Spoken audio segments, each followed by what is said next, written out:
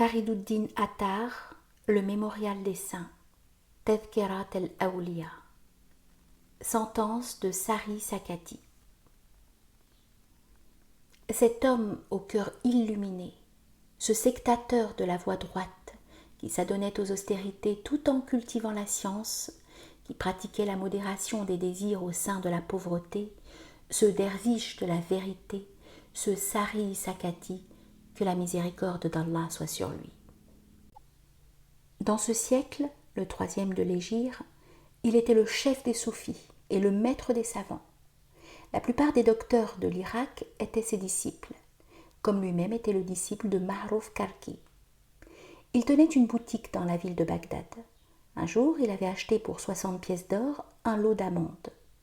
Or, le prix des amandes ayant monté à cette époque, quelqu'un vint le trouver et lui dit « Vends-moi en bloc toutes tes amandes. » « Soit, dit Sari Sakati, prends-les pour 63 pièces d'or. » « Mais, reprit l'acheteur, elles sont très chères actuellement, et je vais t'en donner 90 pièces d'or. » « Non pas, objecta Sari Sakati, car je me suis fait une loi de ne pas vendre plus de 10 pièces d'or et demi ce que j'ai acheté 10 pièces d'or.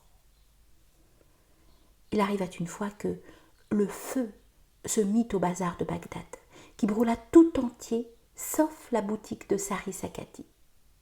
Lorsqu'il vit cela, Sari Sakati abandonna tout son bien aux derviches et aux pauvres pour plaire au Seigneur très haut, et se consacra entièrement aux œuvres de piété et aux austérités. Il servit Dieu. Durant 98 ans, jamais il n'appuya ses reins contre terre, excepté lorsqu'il était malade et couché. 40 ans de suite, son cœur désira du miel, sans qu'il consentît à satisfaire ce désir sensuel. Voici ce que racontait Junayd Baghdadi. Un jour, je vis Sari Sakati tout en pleurs. Comme je lui en demandais la cause, il me répondit « Cette nuit, j'ai suspendu en l'air une cruche d'eau pour la faire rafraîchir. Puis je me suis endormi. En songe, j'ai aperçu une hourie et je me suis informé à qui elle appartenait. J'appartiens à celui qui ne suspend pas sa cruche en l'air. Et renversant la mienne, elle l'a brisée. Lorsque je me suis réveillée, ma cruche gisait à terre, en morceaux.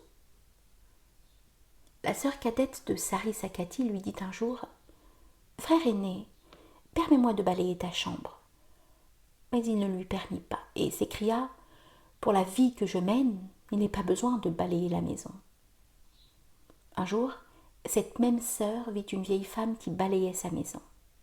« Frère, lui demanda-t-elle, qui est cette femme ? » « C'est le monde, répondit-il, qui brûle d'amour pour nous. Mais comme nous ne faisons pas attention à lui, il vient ici pour se faire voir et balayer la maison. » On raconte qu'un jour que Sari Sakati prêchait, un des familiers du calife nommé Ahmed vint pour l'écouter.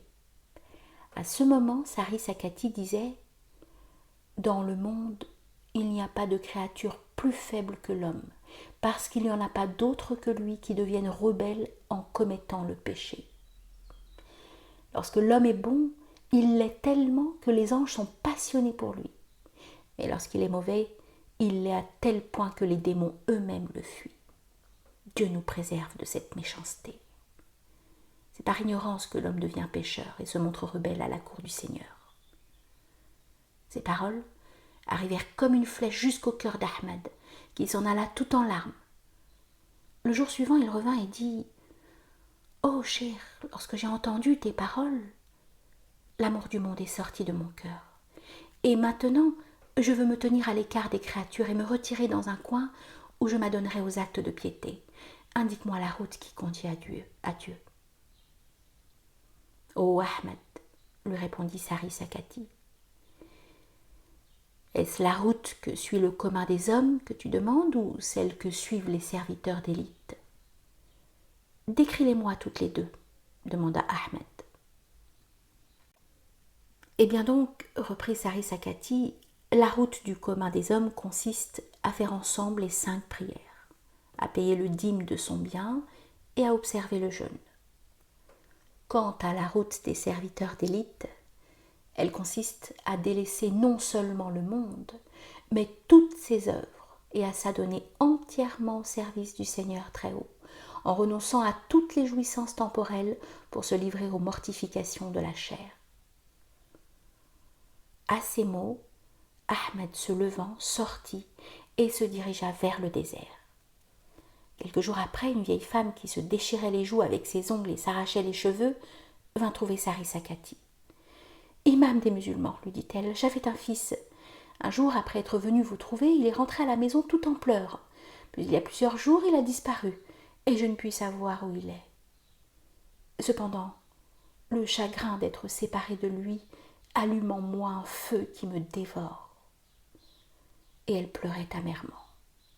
« Écoute, lui dit le cheikh, ton fils a renoncé au monde pour entrer dans la voie du Seigneur Très-Haut. Mais je te promets que chaque fois qu'il viendra ici, je t'en donnerai avis. » Or, un jour qu'Ahmed vint trouver le cheikh, celui-ci envoya un de ses disciples prévenir la mère.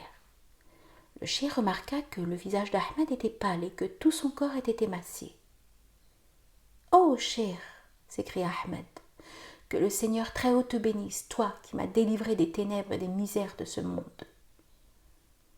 Comme il parlait ainsi, survinrent sa femme et sa mère, portant dans ses bras son tout jeune fils.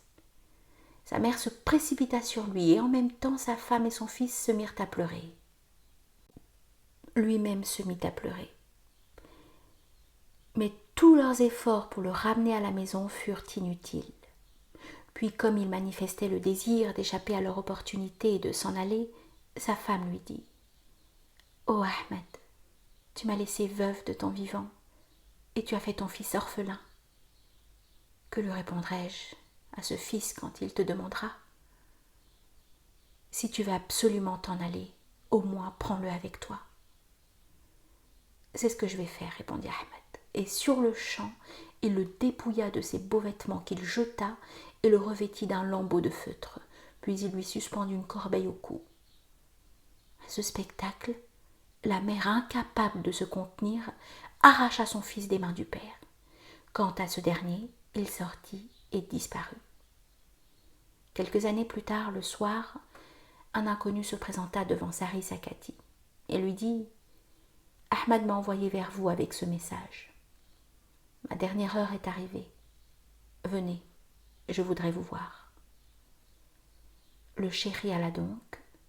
Une fois arrivé, il vit Ahmed couché par terre dans un cimetière, remuant les lèvres et récitant quelque chose.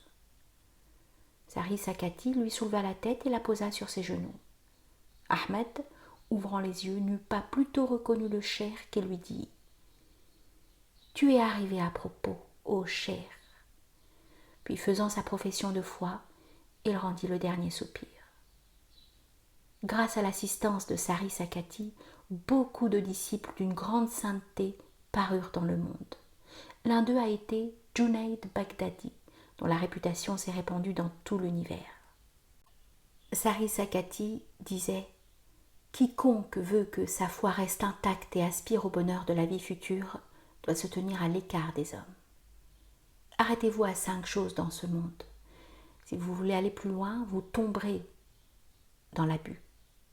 De la nourriture juste assez pour assurer votre existence, de l'eau en quantité suffisante pour apaiser votre soif, des habits pour couvrir votre corps, une maison pour y habiter, un livre pour agir d'après ses enseignements.